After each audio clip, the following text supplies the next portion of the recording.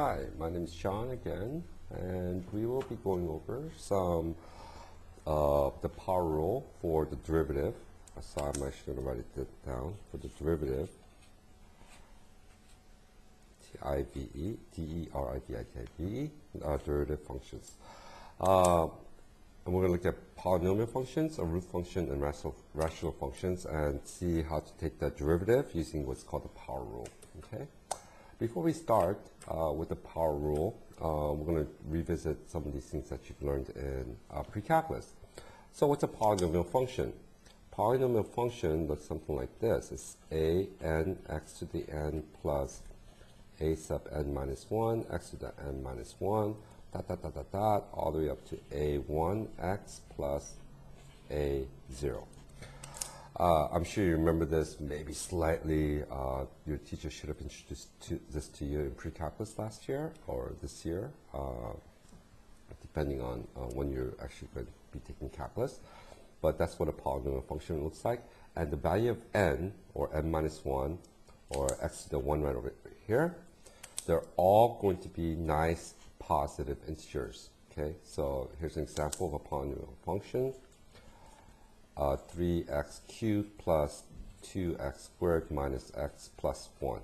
So notice that right there. There's a 3. It's a nice positive integer. There's a nice positive integer. This is x to the 1. And this is x to the 0, by the way. I will just plug in times x to the 0 over here. X to the 0, of course, is always 1, so we try not to write x to the 0 all the time. Okay? So that's called a polynomial function. A root function is something like this. Sometimes we call it radical functions. R root of x is equal to square root of blah, blah, blah, whatever it is. It's under the radical. They're called root functions. And rational functions, I'm going to call it R of x, is another polynomial function divided by another polynomial function, P1 over P2. So polynomial function divided by polynomial functions are called rational functions. So before we get started, again, we're going to iterate the power rule. For all polynomial functions, you can use the power rule. For some root functions, where we can use the power rule, and some rational functions, we can always use the power rule. Power rule is the first rule of derivative. So let's get started with some examples. Before we get started, here's the definition. I'm not going to do the proof on this. The proof is quite complicated. I can do the proof for the when x is going to be a positive integer, and for fractions and decimals, it's going to be quite, or fractions, it's quite difficult to prove, or even negative ones, it's going to be difficult to prove as well. So here's f of x, the function a x to the n, dy dx. The instantaneous change in y with respect to the instantaneous change in x. It's another word for f prime of x again. That's equal to a n x to the n minus 1. So what you notice is that the n came down, multiplied by the value of a, and on the exponent, the n value is just subtract 1. So that's the formula. You use the power rule at least 100 times, maybe 1,000 times during calculus, so make sure you memorize that inside and out, forwards, backwards, upside down in your sleep.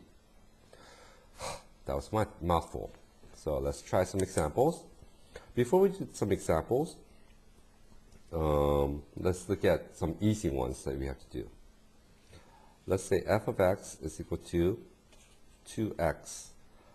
The derivative of that is going to be, since the value is 1, located right over here, we drop it on down. It's going to be 2 times 1, drop it all down, sudden draw there, times x to the, you subtract 1, 1 minus 1, 1 minus 1 on the exponent is 0, so 2 times 1 times x to the 0, we simplify that, it's going to be just 2.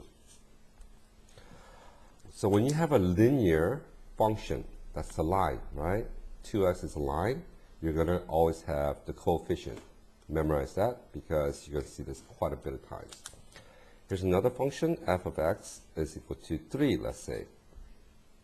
And we're going to see what the derivative of that is. F prime of x is equal to, I'm going to write down times x to the 0, same thing. I should have written in another marker, but as I stated before, 3 is the same thing as 3 times x to the 0. Bring it on down, so 3 times 0 times x does 0 minus 1. It doesn't really matter what that value is because anything times 0 is 0. There it is. In other words, let's rewrite this. When the function is a constant, the derivative is going to be 0. If the function is linear, in this case, the function is going to be the coefficient. The coefficient is just the number in front of the variable. And we're going to look at the intuition of why this happens. So let's get started. What does y equal 2x look like? It looks something like this. And at any point, the slope is always going to be 2. At this point right here, if you go up, the slope is always going to be 2. That's the reason why in a linear function, it's always a coefficient in front. Let's look at this function right here, y equals 3. Y is our function. Looks something like this. 1, 2, 3. It's a horizontal line. At any point x, if you go up to the y value, the slope here is 0. So armed with this information, we're going to do a little bit more complex power rule derivatives. So let's look at example number 1. Y is equal to 3x to the 5th plus 2x squared minus 7x plus 5. I'm trying to figure out what y prime is. Y prime is another word for dy dx, another word for f prime of x, it's another word for derivative of f of x. Use a power rule, bring it on down. 3 times 5 is 15, x to the, a lot of students forget, don't forget to subtract 1. X to the 5th minus 1 is x to the 4th, plus, drop down the plus. We use the power rule again, 2 times 2 is 4, x to the 2 minus 1, which is just the first, minus, we said the derivative of a linear function, minus 7x is just going to be minus 7, and then plus 0, we really don't need that, because derivative constant is 0, as previously stated. So there's your function right there, the derivative function. Remember, this is the tangential function, whatever this looks like, it's another polynomial function, and here's your original function. So let's get started with another problem. Example 2. 1 over 1 plus x. That's equal to your function f, okay? The way we're going to write this is the function f of x is equal to 1 over 1 plus x to the first power. We're bringing it upstairs first before we take the derivative. So it's going to be 1 plus x to the minus 1. You notice the way I did this, I had to bring it upstairs, and the only way I can bring it up to the numerator is to put a minus 1 on the exponent. Excuse me. Sorry about that. So I have 1 plus x to the minus 1 power located right there. So how do you take the derivative? F prime of x is equal to, bring it on down, negative 1 times 1 plus x to the minus 2 power. Remember, we had to subtract 1 again in the exponent. That was the power rule. We're going to rewrite this really neatly. How do we get rid of the negative? We bring it to the denominator. This one stays in the numerator.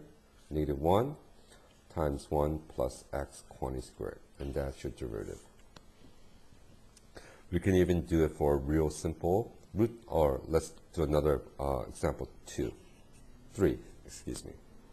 So the function looks something like this, 1 over x squared minus x. We have to bring this up to the numerator before we start. So f of x, always rewrite your function before you start.